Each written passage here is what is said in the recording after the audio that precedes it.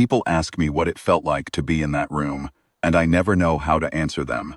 They want something clean. The moment a war didn't happen, turning point, the weight of history balanced on a single whispered word. What they get instead is me, standing in a serving alcove with a tray of warmed grain paste in my hands, trying very hard not to breathe too loud while the fate of two civilizations swung on the quiet voice of a child who had once fallen asleep on my shoulder on a rainy afternoon 22,000 miles from her home. That's how it ended. I should tell you how it began. My name is Corporal Dina Marsh, formerly of the 3rd Cultural Liaison Unit, now retired, and living outside Reykjavik, where the winters are long and I don't have to explain myself to anyone.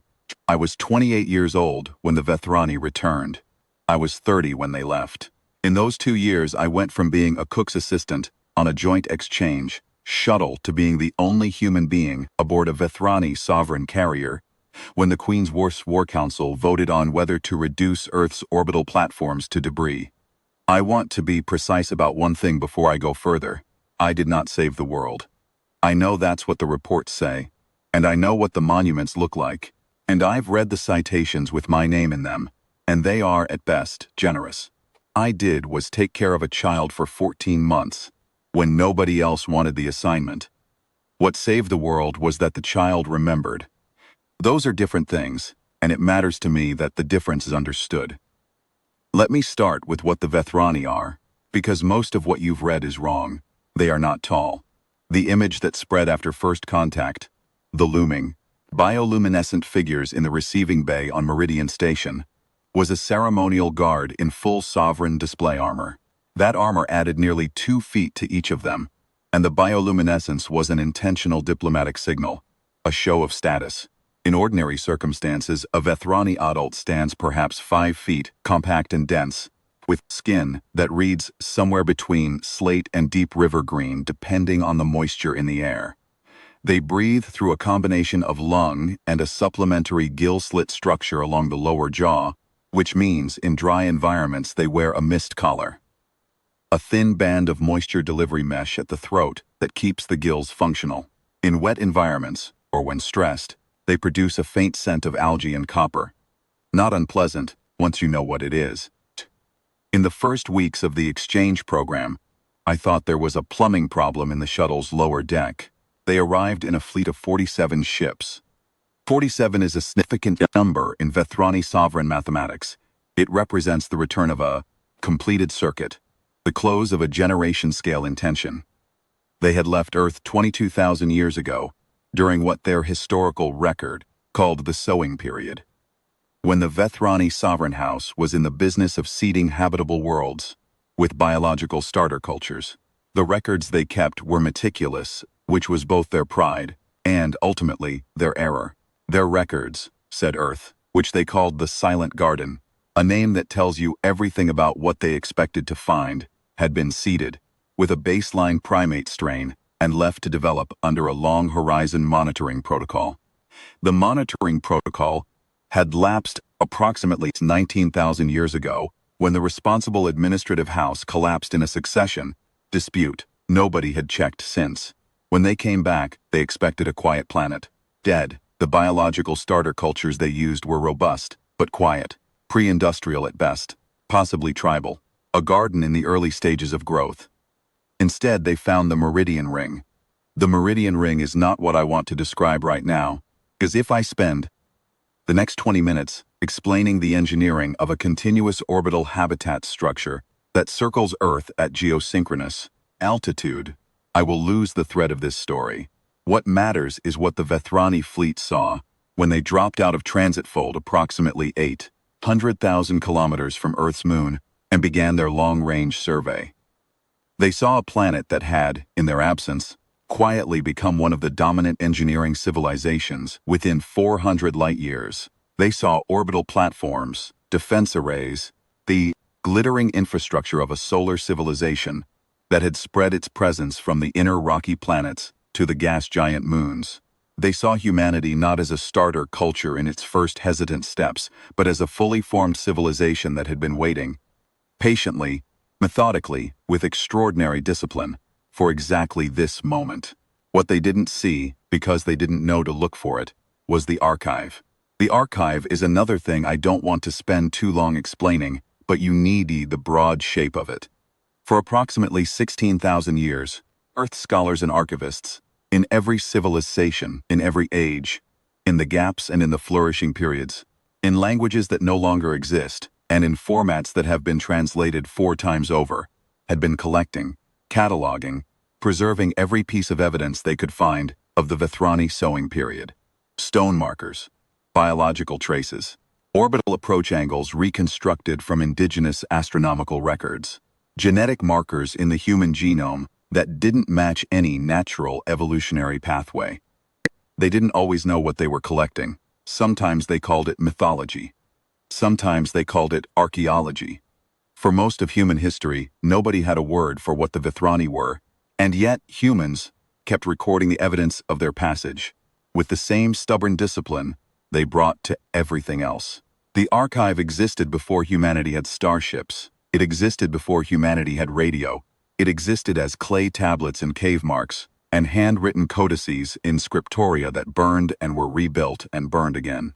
By the time the Vethrani fleet arrived, the archive occupied a dedicated facility on Luna and employed 4,000 scholars full-time. It contained, among other things, a complete transcription of the Vethrani sowing charter, the legal and administrative document that defined the terms under which a seeded world could be reclaimed or released. Reconstructed from 16 independent source fragments found on 4 continents over 3 millennia. It contained a catalog of every Vethrani biological marker placed in the human genome, cross-referenced with the relevant sowing period administrative codes. It contained, in short, the Vethrani sovereign house would need to recognize that Earth was not a recoverable asset under their own law. It also contained everything Earth would need to make that argument in a Vethrani legal forum. In Vethrani legal language, citing Vethrani precedent, none of this was an accident. The preparation took 16,000 years, and it was deliberate from the first scratched mark on the first stone. I wasn't in the archive. I was in a kitchen. I joined the cultural liaison unit because I was a good cook, and I spoke 3 languages, and I had tested unusually high on something the psych evaluation called cognitive flexibility under ambient stress, which was the military's way of saying I was good at staying calm when things got strange. The CLU ran the joint exchange programs, the carefully negotiated agreements under which small numbers of humans and Vethrani would live and work alongside each other in controlled environments in the months following first contact, building the basis of what might eventually become genuine diplomatic relations. I was assigned to the human contingent on the Vethrani shuttle Previthis Elan, one of the smaller vessels in the fleet, serving as a combined cultural observer and food service specialist, which meant I learned Vethrani dietary requirements for the human members of the exchange team, and spent a great deal of time watching Vethrani crew members try to make sense of human behavior, generally failing. It was, for the most part, a quiet assignment. The Vethrani on Prevethis Elan were mid-rank administrative staff, census officers, cultural documentarians, a pair of biosurveillance technicians whose job was to verify the human genome against the original seeding cords. They were not hostile. They were deeply, almost professionally, dismissive. They had arrived expecting to find a primitive culture, had found something considerably more complicated, and were managing this discrepancy by placing it firmly in the category of administrative anomalies to be resolved through the appropriate sovereign channels. Humanity was unexpected. Humanity was therefore a paperwork problem. Crew of Prevethis Elan were paperwork people, and they were quietly confident that paperwork would resolve the matter. They were also, almost without exception, baffled by human food. This turned out to matter more than anyone anticipated.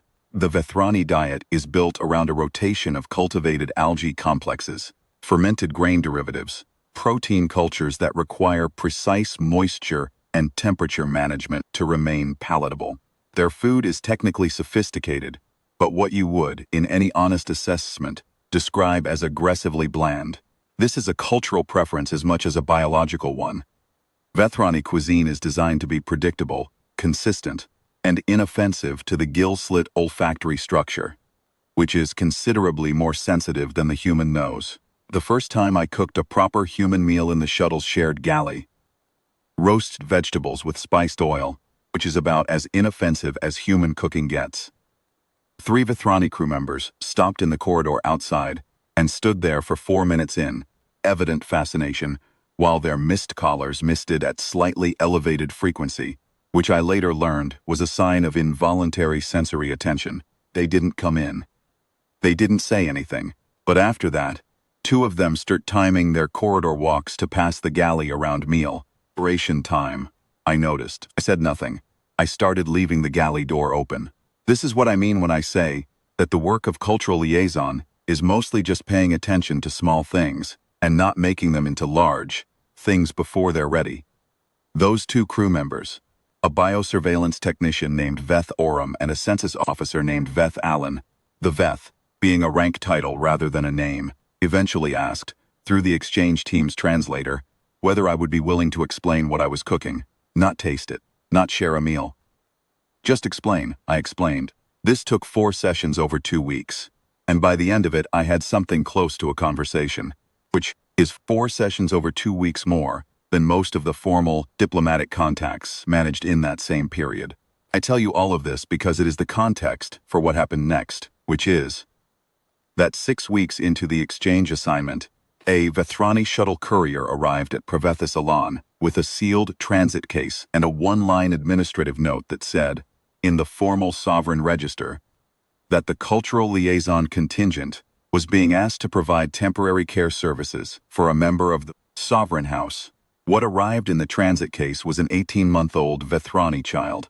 Her name was Sova, though the full sovereign designation ran to 11 syllables. And I never managed all of them without at least one diplomatic wince from whoever was listening. She was the 4th daughter of the sovereign, the queen, as Earth's media had taken to calling her, though the actual title was something closer to living circuit of the Vethrani house, and she had been assigned to the cultural exchange program as a piece of sovereign diplomacy that was either very sophisticated or very improvisational, depending on who you asked. Her official explanation was that placing a sovereign child in a human-adjacent environment demonstrated the sovereign's confidence in the exchange process and her commitment to genuine cultural contact. The unofficial explanation, which I pieced together over the following weeks from things Veth Oram said, and things she decidedly did not say, was that Sova was the sovereign's youngest child, by a considerable margin, unexpectedly energetic, and had recently dismantled a piece of bridge navigation equipment with her bare hands, out of what appeared to be pure curiosity. The sovereign carrier had limited patience for this. The cultural exchange shuttle had, theoretically, humans who were trained to manage unusual situations. I was the unusual situation manager. The first thing Sova did, when I took her out of the transit case, was bite me. Not hard. Her jaw strength at 18 months was limited, but with great commitment and evident satisfaction. The second thing she did was look at me with those wide, golderized eyes that all young Vethrani have before the pigmentation deepens, and make a sound that the translator rendered as approximately, "You smell different." "I know," I said. "I'm a different kind of thing." She thought about this. Then she reached up and grabbed my nose with both hands and pulled so. That was the beginning. I want to be clear that I had no training in Vethrani child development. Nobody did. At that point, the xenobiological files on Vethrani juvenile behavior were 4 weeks old, and mostly concerned with dietary and environmental requirements. What I had was 14 years of experience caring for younger siblings and cousins, an even temperament, and the kind of stubbornness that makes you see a thing through once you've started it. I learned as I went. Sova was 18 months old by the Vethrani developmental calendar, which put her at the cognitive equivalent of somewhere between 2 and 3 by human standards, verbal, mobile, intensely curious about everything, and absolutely fearless in a way that suggested her species did not have the same instinctive physical caution that human toddlers develop. She climbed everything. She dismantled everything she could reach. She had no apparent interest in Vethrani cultural materials, but would sit in rapt attention for up to 40 minutes watching me cook. She also, within 3 weeks, decided that I was her person. Not her caregiver, not her assigned handler, her person. There is a Vethrani developmental concept. I learned it from Veth Allen, who was visibly uncertain whether she was sharing classified biological information or just making conversation. Called the Veth-Soul bond, translates roughly as the anchor relation, the particular attachment a Vethrani juvenile forms with the first consistent, responsive adult presence in their environment. It's not the same as a parent bond. It's earlier, more instinctive, more absolute.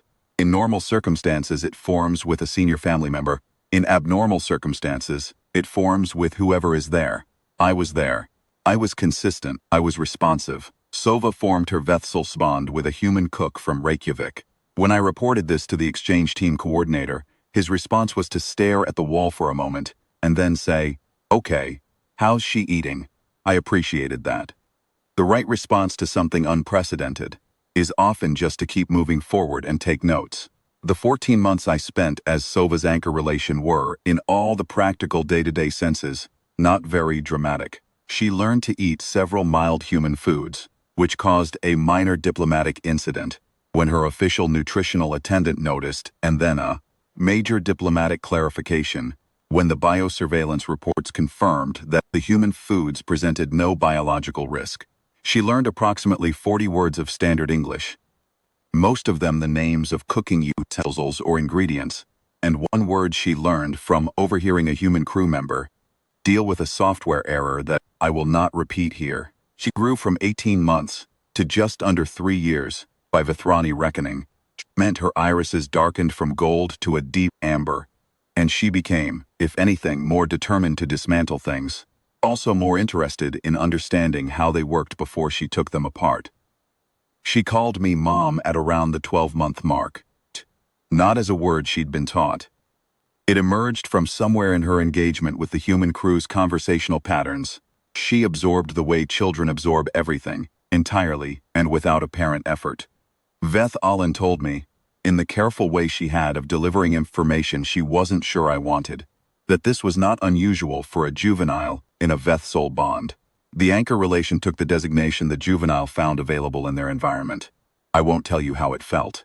It's not the kind of thing that fits in words, and this isn't that kind of story. What I will tell you is that when the diplomatic situation deteriorated, when the Vethrani Sovereign House formally notified Earth's Meridian Council that it intended to convene a sovereignty assessment of the Silent Garden claim, which was the legal process by which the Sovereign House would determine whether Earth qualified as an autonomous civilization under Vethrani law, or remained a recoverable asset under the Sowing Charter. Sova was 29 months old by Vethrani reckoning, and had opinions about approximately everything. She had opinions about which cooking implements were most interesting. She had opinions about which human crew members were worth her attention. She had a running opinion about the color of my hair. She communicated primarily through sustained physical investigation. And she had begun to develop opinions about justice, fairness, and what constituted an acceptable reason for one being to exercise authority over another. She communicated in increasingly sophisticated grammatical constructions that made Veth Allen go still in the way she did when something surprised her. She also, by that point, had opinions about the adult Vethrani on the sovereign carrier who made decisions about things she considered people. I was transferred to the Vethrani sovereign carrier, Previth Solon, the sovereign's command vessel. 6 weeks before the sovereignty, assessment was scheduled to begin. This was presented as a routine SEALU rotation, a standard transfer of exchange personnel as the diplomatic process intensified. What it actually was, I understood only later, was a calculated decision by the exchange team coordinator and someone above him in a chain I was never shown, the human with the Veth-Soul bond, where the bond could be seen. Not as a weapon, as information. Let the Sovereign House observe, at close range, what a Veth-Soul bond between a Vethrani child and a human actually looked like, and let them draw whatever conclusions they drew. It was not a guarantee of anything. It was a calculated risk, which is what diplomacy always is. Previth Solon was enormous. I had been aboard the Meridian Ring's larger habitat sections, which were impressive by any standard. The sovereign carrier operated on a different scale entirely. A vessel built not just for function, but for the expression of sovereign permanence, every surface detailed in the material culture of 22,000 years of Vethrani history. I was given a set of quarters in the exchange personnel section, a second-tier space that was comfortable in the functional sense and entirely without ornament, which I understood was a very precise communication about status. I was the cook. I was the caregiver. I was a human in a sovereign space, present on administrative sufferance. And the architecture was clear about what that meant. Sova did not care about architecture. She found me within 4 hours of my arrival. I don't know how. The carrier's internal manifest would not have listed my quarters by anything a child could understand, and she was not supposed to be in the exchange personal section without her sovereign attendants. She found me because she knew my scent, the way children know the sense of their people, with an accuracy no navigation system matches. She was waiting outside my quarters when I came back from my first orientation meeting, sitting on the floor in the corridor with her knees pulled up to her chest, and an expression that managed to convey both relief and accusation simultaneously. "You were gone," she said, standard English, which she used with me by default.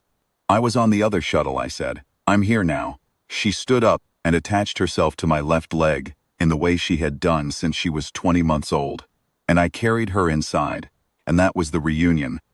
I made her a small portion of the spiced grain porridge she had decided was her preferred breakfast food 8 months earlier, and she ate it, and told me at length about several things that were wrong with the sovereign carrier, including the temperature of the corridors, the inadequacy of the available dismantling opportunities, and the unsatisfactory nature of the attendants who had been assigned to monitor her, and I listened and agreed where agreement seemed appropriate, and redirected where it didn't, and it was. In the middle of a carrier preparing for a legal proceeding that might determine the continued independence of Earth's civilization, an entirely ordinary evening, I cooked on Previth Solan. That was my official function. The exchange program required human food service personnel to maintain the human contingent's dietary needs, and the sovereign carrier had a small human diplomatic team aboard whose meals fell under my remit. Cooked, I served. I was largely invisible to the carrier's senior staff, and I watched. I had developed, over 14 months of being the most unimportant human in any given room, a particular capacity for watching. The Vethrani do not change their behavior significantly in the presence of lower status beings. I was a cook. I was therefore not quite a person whose presence they needed to account for. This meant I saw a great deal. What I saw, in the weeks before the sovereignty assessment, was a war council that was more divided than its public posture suggested. The formal sovereignty assessment process required the sovereign to convene her senior advisors. The House Council, a body of 12 senior House members whose composition dated back to the original sowing period administrative structure, to evaluate the evidence and provide a recommendation. The recommendation was advisory rather than binding, but sovereign custom made it very nearly binding in practice. A unanimous council recommendation had not been overridden in 4,000 years of Vethrani recorded history. The council's job was to determine whether the civilization occupying Earth met the criteria for autonomous status under the Sowing Charter, a set of requirements written 22,000 years ago that were, as Earth's archive scholars had carefully documented, designed to be difficult to meet for precisely the kind of young, fragile civilizations that the sowing period typically produced. The problem, which I could see clearly from my position as the invisible cook, was that Earth's civilization did not resemble what the criteria were written for. The criteria assumed a civilization with no more than a few centuries of development, no more than a single planet presence, no knowledge of the Sowing Charter itself. Earth had 22,000 years of development, a multi-planet presence, and a legal team that had spent 16,000 years reconstructing the Sowing Charter from fragments, and was now prepared to argue it in Vethrani legal language with more precision than the Vethrani Sovereign Legal Office could immediately counter. The House Council was looking at an evidence set that their framework was not built to process, and some of them knew it, and the ones who knew it were not comfortable. There were 3 factions, as best I could read them from my serving alcove. There was the faction that wanted to proceed with the reclamation claim, regardless of the evidence complications, on the grounds that sovereign authority did not require justification to a seated culture. Their senior member was a house elder I knew only as Veth Saran, the rank prefix indicating senior council status, a compact figure with the deep green skin of an older Vethrani and the quality of perfect stillness that comes not from calm but from certainty so old it no longer needs to defend itself. Veth Saran did not raise her voice. She did not need to. When she spoke in the sovereign legal register that had been unchanged for 4,000 years. And what she said, in essence, was that the sowing charter's authority did not require the consent of the chartered. Earth had developed beyond expectation. This was a data point. It did not alter the legal framework. There was the faction that wanted to delay the assessment indefinitely on the grounds that the evidentiary situation was genuinely unresolved. This faction made the practical argument. Earth's legal team had produced documentation of a quality and depth that the sovereign legal office had not anticipated, and rushing to a preliminary recommendation, while that documentation was still being reviewed, was administratively imprudent. This was a reasonable argument, and it had the tactical benefit of buying time, without conceding anything, which is why I distrusted it. Delay is the tool of people who expect the situation to resolve in their favor if they wait long enough. The delay faction was betting that the Meridian Council would eventually overextend, or that Earth's legal team would find the limits of what their documentation could support, that the Sovereign Legal Office would find a countervailing precedent buried somewhere in 22,000 years of house records. They might have been right. These things sometimes work out that way. And there was the smaller faction. I saw it mostly in the way certain council members went quiet when the evidence from Earth's archive was presented. Particular stillness that I had come to recognize as Vethrani discomfort, with information that contradicted established certainty. That was, beginning to wonder privately, whether they had made a serious error of assumption. Not an error of authority, an error of expectation. They had returned to find a garden and found a civilization instead, and the civilization had done something the Vethrani respect above almost anything else. It had kept the records. It had remembered. That meant something to those council members, even if they were not yet sure what to do with it. I did not know which faction would prevail. Nobody on Earth's diplomatic team knew. The legal arguments were strong, and the archive documentation was thorough. And Earth's legal representatives were prepared. But the Vethrani House Council operated on a logic that was older than Earth's written history, and logic and law do not always move in the same direction.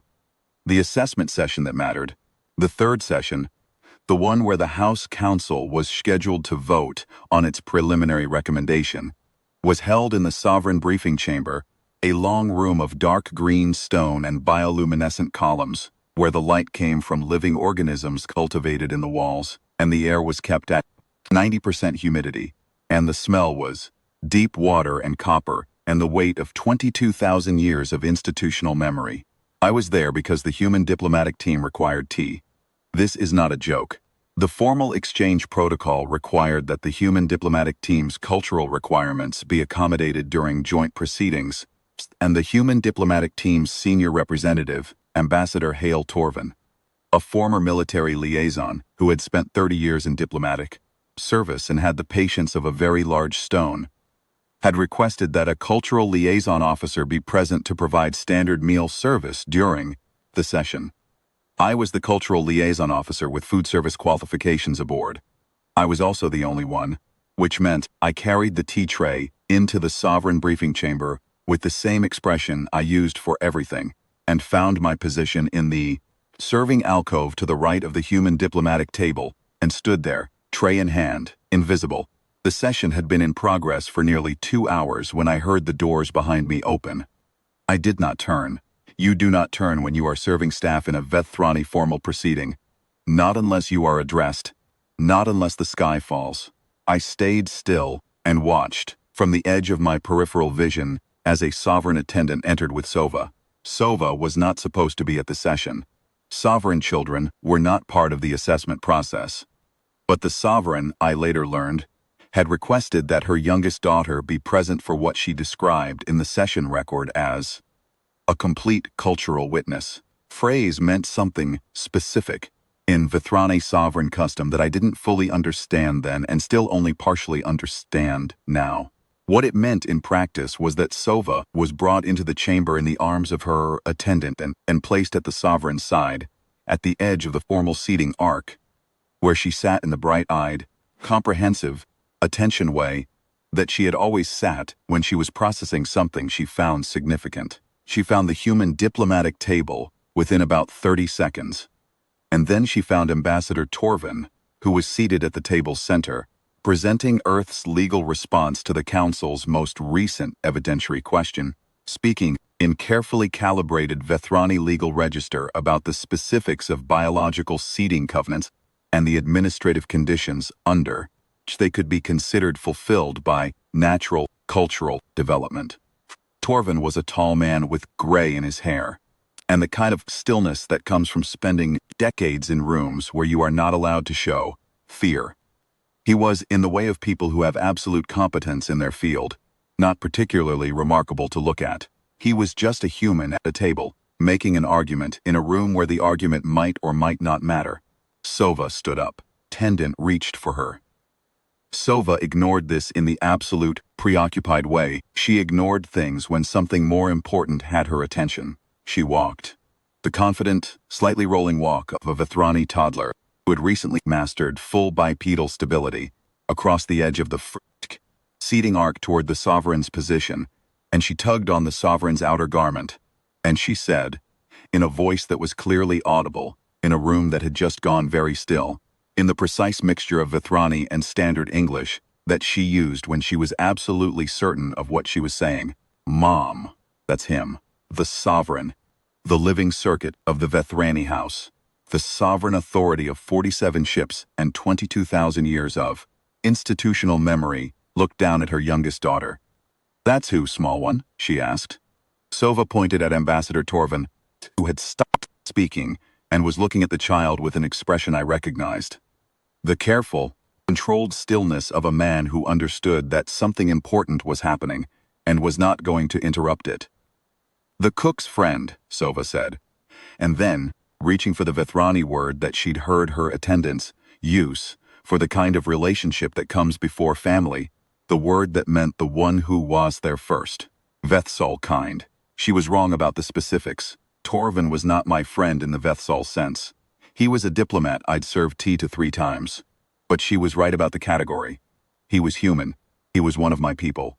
She knew the distinction. And she was applying it with the 3-year-old's absolute confidence in categories she had decided were settled. The chamber was silent.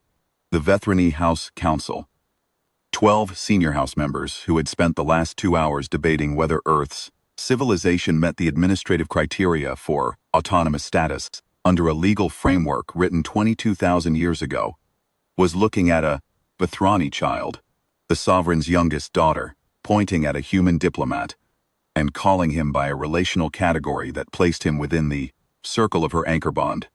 A child does not make Vethsol attributions casually. The concept is biological before it is cultural. It reflects actual attachment patterning, not social performance. Every adult Vethrani in that room knew this. What Sova was communicating, the precision of a 3-year-old who had no interest in diplomatic nuance, was that she recognized humanity as her people, in the same category as the human who had been her anchor relation for 14 months, and that she was applying that recognition to the human diplomat, making the legal argument at the center of the chamber. She was not making a legal argument. She was not performing a diplomatic gesture. She was a child who saw someone from her person's world and told her mother. That was all, and it was, in that room, in that moment, everything. I watched the sovereign's face. I had learned, over many months, to read Vethrani expressions in the flicker of membrane movement around the eyes and the rate of the mist collar's pulse. What I saw was not a sudden change of mind. It was not a moment of epiphany. It was something slower and more irrevocable than those things. The expression of someone who has been given, unexpectedly, a piece of information that reorders what they already knew. She had known, intellectually, that her youngest daughter had formed an anchor bond with a human caregiver. She had known the reports. She had known it as data. What Sova had just done was make her know it as a fact in the room, present tense, looking up at her with amber eyes and pointing at a human man and saying, "This is my people." The sovereign looked across the chamber at Ambassador Torven. Torven, who had spent 30 years in rooms where the balance could shift in a moment, and who had learned to recognize those moments, inclined his head very slightly. Not a bow, not a gesture of submission, but the kind of acknowledgement that says, "I see what is happening, and I am not going to make it complicated." The sovereign looked back at her daughter for a moment. Then she looked at the House Council. Then she said, in formal sovereign register, the session would recess for 1 hour. I poured tea. In the hour that followed, I stayed in the serving alcove and did not move. The human diplomatic team conferred in low voices at their table. I could hear fragments. Not enough to follow the argument, or enough to hear the controlled urgency in their voices. The sound of people who have just been handed an unexpected development and are trying to determine whether it helps them or merely complicates things further. Ambassador Torven said very little. He sat at the center of the table and listened to his colleagues and, occasionally, asked a short question, and then went back to listening. I had served tea to this man 3 times. I had watched him in 2 other formal sessions. He was the kind of person who understood that the things that mattered most were usually happening at the edge of the room, not the center, and he was very good at watching edges. At one point, he looked over at the serving alcove. He didn't look at me with any particular significance. It was the look of a man assessing a room, taking inventory, the way someone in his profession always knows where everyone is standing. But he paused for a fraction of a second when his eyes found me, and I thought, he's known I was here the whole time. He knew about Sova. Of course he knew about Sova. He knew everything that the exchange program had produced, because that was his job. He had 30 years of knowing which information might matter in which room. The House Council members dispersed into small clusters, watched with the particular attention I'd developed over 14 months of being the least interesting person in whatever space I was. Veth Sauron, the Delay faction's senior voice, stood apart from the others and spoke to no one. She was looking at the bioluminescent columns with the expression of someone running calculations. The faction that wanted to delay moved through 3 different small conferences in the space of 20 minutes, suggested they were trying to find a formulation that worked, and not finding it cleanly. The questioning faction, the ones who had gone quiet during the archive evidence presentations, clustered in a way that looked, to me, less like a faction meeting and more like people who had individually arrived at the same uncertain place and were finding it easier to stand near each other than to stand alone. Sova, having delivered her information, was now thoroughly finished with the proceedings. She had attached herself to one of the bioluminescent columns near the Sovereign's seating position, and was doing something to its lower section that was making her attendant visibly tense. The Sovereign watched this for a moment with the expression I had learned to read as resigned affection. The who's accepted that their child is going to be exactly who they are, and that there is not much to be done about it, and then spoke briefly to an attendant, who then came and found Sova, a less architecturally significant object to investigate. Sova accepted this compromise with the pragmatism of a child who knows she will find her way back to the column eventually. At one point, Sova noticed me in the serving alcove. She raised her hand in the gesture she used for greeting people she was certain of. I raised mine back. Attendant gave me a look I could not fully read, but which contained, I thought, more layers than pure administrative disapproval. When the session reconvened, the Sovereign addressed the House Council in a register I had not heard before. Not the formal legal register of the assessment proceedings, but something older. Something that Veth Allen later told me was the Sovereign Witnessing Register, used for declarations that were meant to go into the permanent House record, rather than the session minutes. She did not begin immediately. She stood at the center of the Sovereign Arc, the curved elevated position from which the living circuit addressed her council, and for a moment, she simply looked at the chamber. At the House Council in their formal positions, at the human diplomatic team at their table, shoot, at the archive documentation displayed on the chamber's evidence screens, at the bioluminescent columns that had been cultivated in these walls for longer than Earth's recorded history. It was a moment of visible stock-taking, and it was not performed for anyone. It was a person who has just been handed a more complete picture of a situation, deciding what to do with it. Then she spoke, approximately 12 minutes. My translator gave me a partial rendering in real time, enough to follow the shape without every specific legal term. The shape was this. The Sowing Charter's autonomous status criteria had been written to protect the integrity of the Vethrani seeding investment against the loss of a civilization before it reached viability. The criteria were a protection mechanism, not an ownership mechanism. Earth's civilization had, by any reasonable interpretation of the Charter's underlying intent, not only reached viability, but had reached the kind of full autonomous development that the Charter's architects had hoped to eventually produce. The fact that Earth's development had proceeded far beyond the Charter's initial scope was not evidence of a claim to be adjudicated. It was evidence that the Charter had already fulfilled its purpose. The Vethra family house's legal interest in the Silent Garden had not been challenged. It had been completed. Furthermore, the sovereign said, the fact that Earth's civilization had independently recovered, preserved, and reconstructed Vethrani legal documentation over 16,000 years, without contact, without external assistance, driven solely by the human discipline of keeping records and preparing for a future they could not fully predict, demonstrated a quality of institutional memory and civilizational patience that the Vethrani house considered, under its own cultural framework, a sovereign virtue. Earth had done what the Vethrani would have done. They had remembered, they had prepared, they had waited. The House Council voted. The vote was not unanimous. 2 members maintained their objection on administrative grounds, which was their right and was duly recorded. 10 of 12 was more than sufficient for a House recommendation, and the sovereign witnessing declaration made the formal assessment an administrative formality. Earth retained its autonomous status. The Vethrani fleet completed its survey, filed its updated cultural documentation, and began the process of withdrawal over the following 3 months. The withdrawal was orderly, correct, and conducted with the careful procedural dignity that the Vethrani brought to everything. There were no shots fired. There were no threats made. They were not subsequently walked back through proper channels. It ended as these things, when they end well, always end, with paperwork and patience, and the slow management of a situation back to something that could be sustained. Sova cried when I was transferred back to Previthus Alon for the transit home. I mean really cried.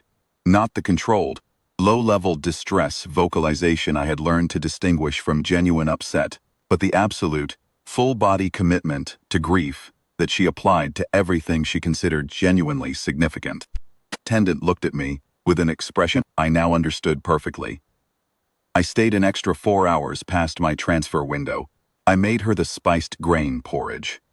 I told her, in the combination of languages we had always used with each other, that my people and her people were going to be in contact now, regularly, and that I would be somewhere findable, and that the bond she'd made was not the kind that distance broke. I don't know how much of that she understood. I know she was 3 years old, and the bond was real, and those are not fully compatible facts when you're the one who has to leave. I know I handed her to her attendant and walked down the shuttle corridor without looking back, because looking back would have made the leaving impossible, and I had a job to finish. I got on the transit shuttle. I went home. What I know, because the reports have been public for 15 years now and I've read them all, is that the first formal Vethrani Earth Cultural Accord was signed 4 years after the fleet withdrawal. It was negotiated by a team that included Ambassador Torvin, who by then had been given a formal diplomatic appointment to the Vethrani sovereign house, the first human to hold such a position. The accord established protocols for ongoing cultural exchange, scientific cooperation, and legal consultation, a framework that has been expanded 14 times since its initial signing. The archive's Sowing Charter documentation was formally shared with the Vethrani Sovereign Legal Office, spent approximately 18 months with it before issuing a statement that the reconstruction was, in several respects, more complete than their own surviving records. Earth's archivists were, by all subsequent accounts, extremely gracious about this. The Meridian Council's official record of the assessment session contains a footnote in the supporting documents. It notes, for completeness, a juvenile member of the Sovereign House was present during a portion of the third session and made an unsolicited statement that was recorded in the session transcript. The footnote is 3 sentences long and its language is admirably precise. It describes the statement as a spontaneous expression of established relational attachment made by Sovereign Fourth Daughter Sova Previth in reference to members of the human diplomatic and liaison contingent, which the presiding sovereign acknowledged before calling a recess. 3 sentences. I have read them many times.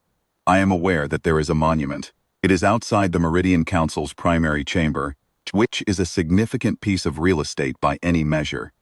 And it is taller than I am comfortable with, and my name is on it, and I have asked on 3 separate occasions whether the name could be removed or at least reduced in size, and I have been told on 3 separate occasions that this is not possible. I understand the impulse behind the monument. I don't entirely agree with the framing, but I understand it. What I keep coming back to when people ask me what that day was like is this: the 16,000 years of archivists mattered. The archive mattered. Ambassador Torvin's 30 years of preparation mattered. The Meridian Ring and the defense platforms and the solar civilization mattered. Earth was ready. Earth had been ready, in ways large and documented and overwhelming, and the readiness was the story, and the readiness was what would have carried the day even without what happened in that chamber. But readiness does not always get the chance to speak. Sometimes a room decides before the argument is finished. Sometimes the weight of institutional certainty on the other side is heavier than the weight of evidence. And the evidence is good. The argument is thorough and the preparation has been 16,000 years in the making. And it still might not be enough, because certainty that is 22,000 years old does not yield easily to argument alone. Veth Saran had been right about one thing. The sowing charter's authority did not require consent. The legal case was strong, but a House Council members committed to the old framework and several more who might be persuaded by those members' conviction. In that room on that day, it was not a settled outcome. It was a real question, and real questions sometimes go the wrong way. That's the thing the monument doesn't quite capture. It portrays a moment of inevitable resolution, the arc of history bending, the long preparation bearing its fruit. That framing is not wrong, but it is incomplete.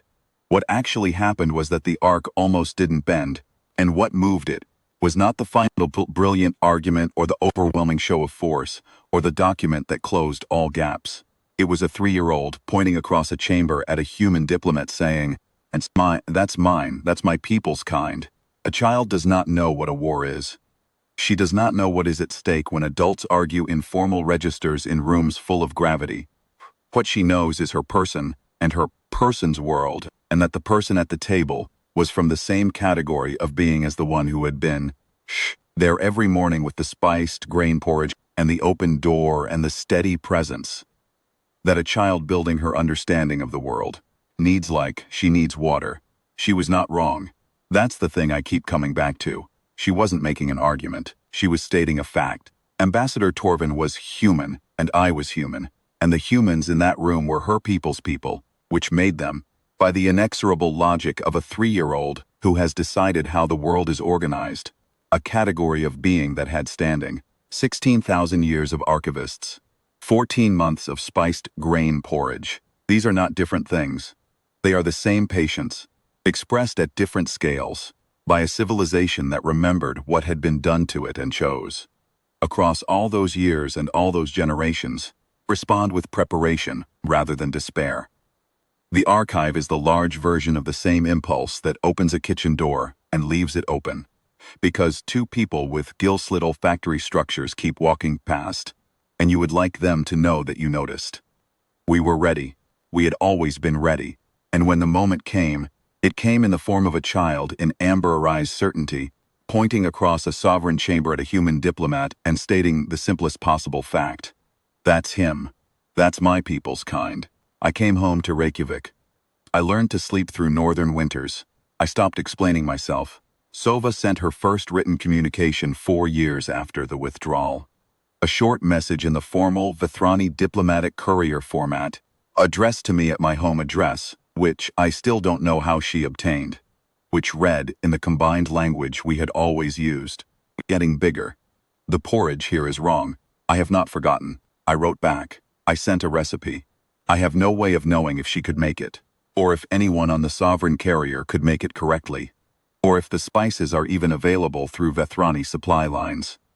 But I sent it. That's what you do with the people you're responsible for. You stay findable. You stay consistent. You tell them the bond is not the kind that distance breaks. And then you prove it, in the small, patient ways that are available to you. Earth remembered. That's what we did for 22,000 years. We kept the records, and we built the platforms, and we waited, steady and prepared, the circuit to close. And when it closed, we were there.